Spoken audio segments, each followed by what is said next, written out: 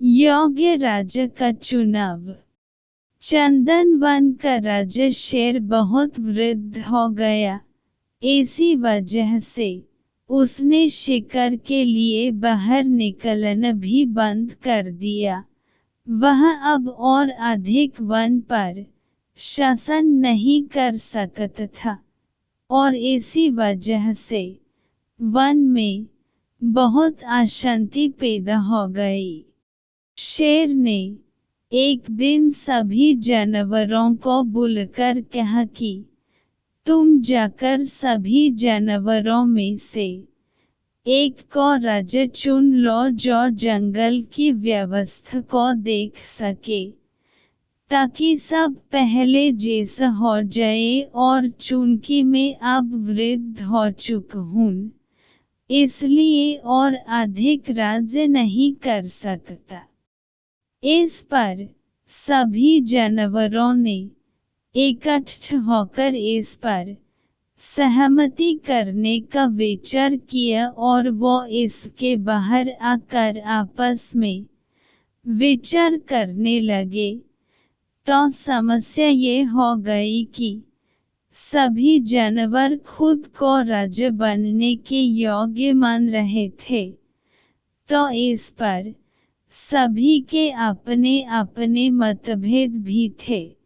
इस पर काफी देर बाद भी जब सहमति नहीं बन पाई, तो चंदू खरगोश ने एक सुझाव दिया कि सभी जानवरों को उनकी क्षमता के अनुसार काम दिया जाएगा और 10 दिन बाद फिर यहीं पर एक सभा होगी और जानवरों द्वारा किए जाने वाले काम की समीक्षा की जाएगी। जिसने सबसे अधिक काम किया होगा वही राजा बनने के योग्य होगा। सभी जानवरों को उनकी जिम्मेदारी दे दी गई और मोटू हाथी को जिम्मेदारी मिली वो थी बड़े बड़े पत्थरों को गड्ढे में डालना।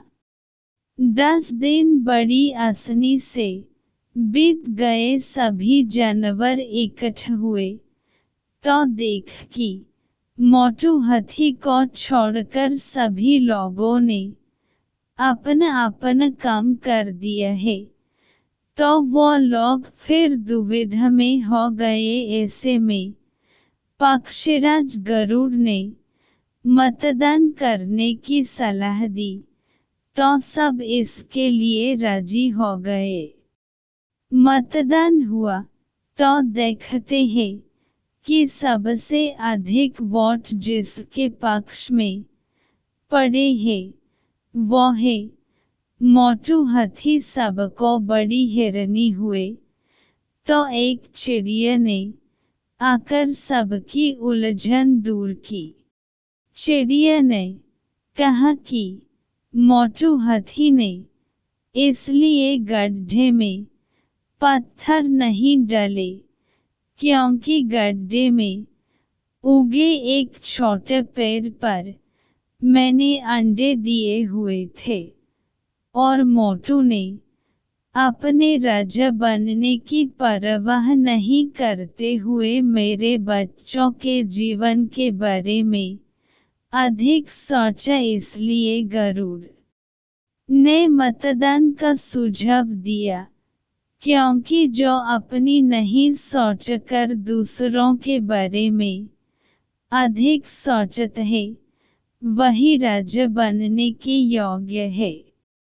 वहाँ मौजूद सभी जानवरों ने ध्वनिमत से हान मिलाई और मोटू हाथी वो वहाँ का राजा घोषित कर दिया। इसके बाद चंदन वन में फिर कभी अशांति नहीं हुई।